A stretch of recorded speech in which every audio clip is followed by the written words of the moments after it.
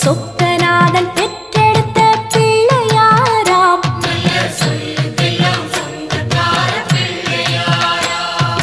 கைலாய மலைய விட்டு தெற்கே வந்தாராம்.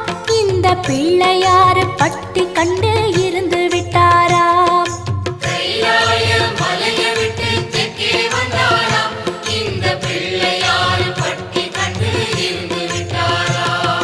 கணபதியார் வந்தாரம்மா, நம்ம உறவாக நின்னாரம்மா.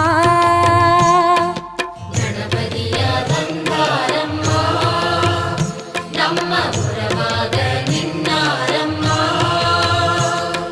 சொக்க